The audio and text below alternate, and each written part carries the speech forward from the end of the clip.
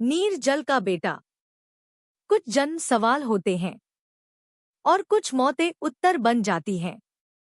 जलपुर एक छोटा सा गांव था जो एक नीली नदी के किनारे बसा था। यह गांव बाकी दुनिया से कटकर प्रकृति के नियमों पर जीता था।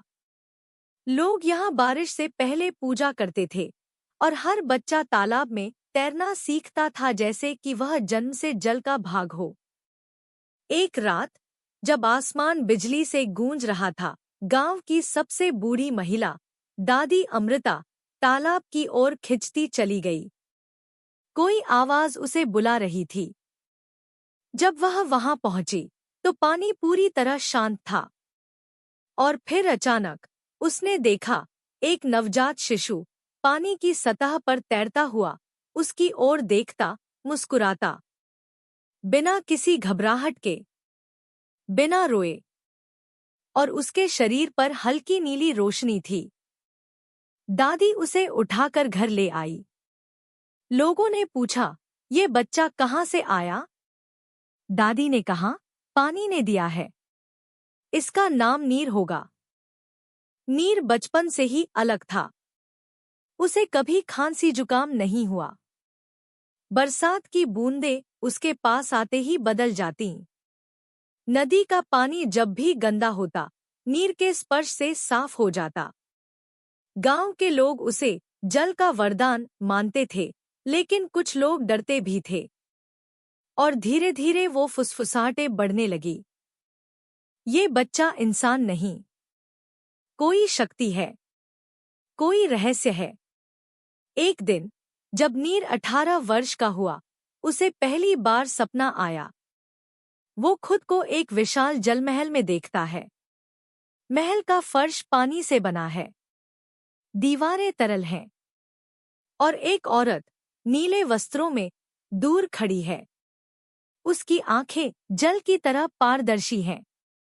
वो कहती है, नीर, मेरा बेटा, मेरा खून, मेरी आशा, वो आ रहा है, जो सब कुछ पी जाएगा। तुम रोक सकोगे? नीर की आंख खुल गई। उसके बदन पर पानी की बूंदें थी, लेकिन बारिश नहीं हुई थी। कुछ दिनों बाद गांव के कुएं सूखने लगे। फिर नदी, फिर तालाब।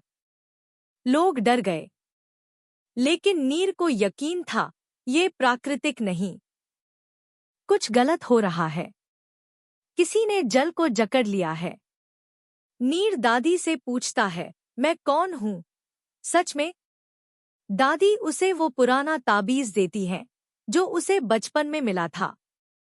उसमें एक नीला पत्थर था जिसमें जल की बूंदें चलती थी।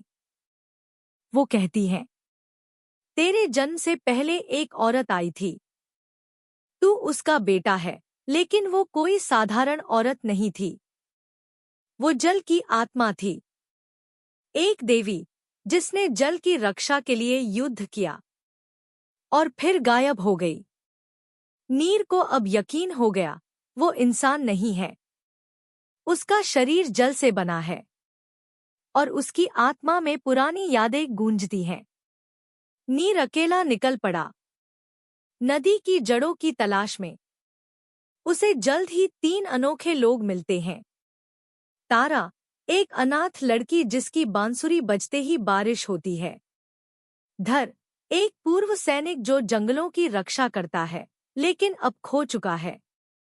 घूमन, एक आदमी जो दावा करता है कि वो कभी जलकण था, पर अब इंसान बन गया है।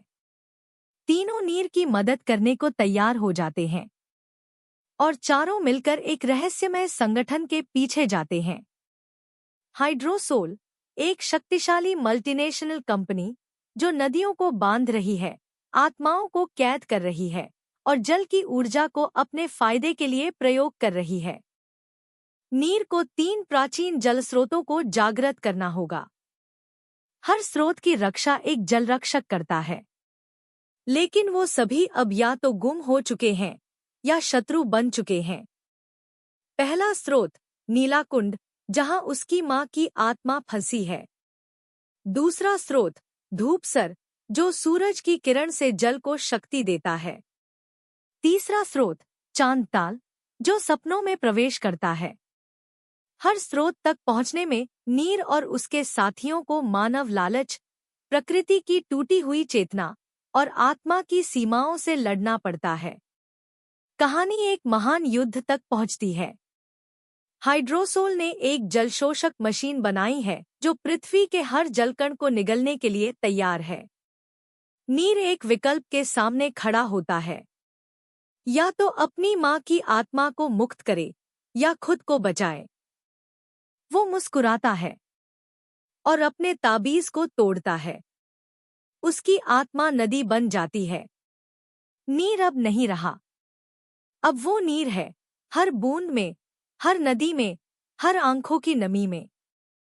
वर्षों बाद तारा अपनी बेटी को कहानियां सुनाती है। जब भी तुम पानी पीती हो, समझो नीर तुम्हारे साथ है। वो हमें देखता है, सुनता है और बहता है। और दूर उसी तालाब में एक और बच्चा पानी से बाहर आता है, शांत, मुस्कुराता, और उसकी आंखों में वही नीला प्रकाश है। अंतिम वाक्य। कुछ कहानियां खत्म नहीं होती, वो सिर्फ बहाव बदलती हैं।